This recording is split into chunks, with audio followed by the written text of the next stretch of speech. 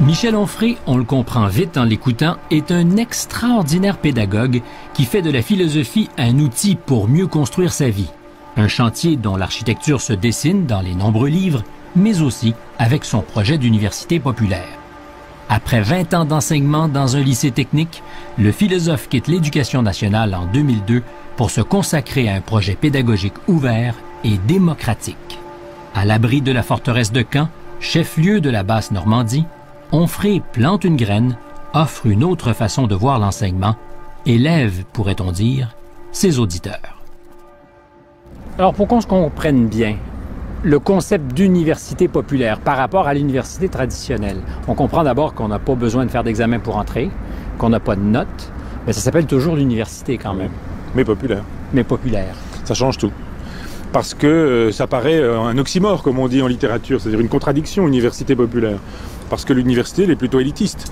Déjà, il faut avoir un examen, le baccalauréat, tout le monde ne l'a pas, même si c'est facile de l'avoir. Ensuite, il faut payer un droit d'inscription.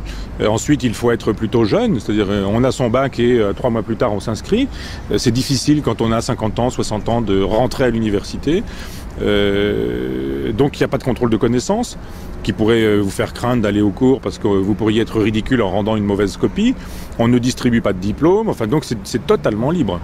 Donc il y a l'aspect un peu sympathique de l'université, contenu dur, je dirais, de l'université. On laisse de côté ce qu'il y a de moins sympathique dans l'université, c'est-à-dire l'aspect transmission sociale, élitisme, production de diplômes, reproduction de la logique sociale.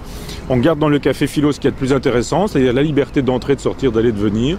On ne demande pas échanger de aussi. Échanger, la liberté de parole, ça c'est sûr.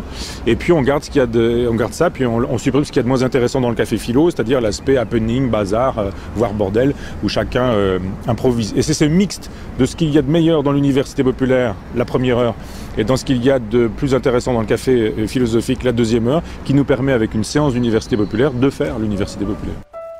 Le projet d'université populaire fait vite salle comble. On vient de loin pour entendre Onfray. Bon, allez, c'est l'heure d'y aller. Quand même pas mal de route. Pascale Malou fait 1 heure de voiture tous les mardis pour assister aux cours. Elle n'a été absente que 4 fois en 5 ans. Michel Onfray a son savoir qui est là indiscutable parce que lui il sait, moi justement je viens à ses cours parce que je ne sais pas.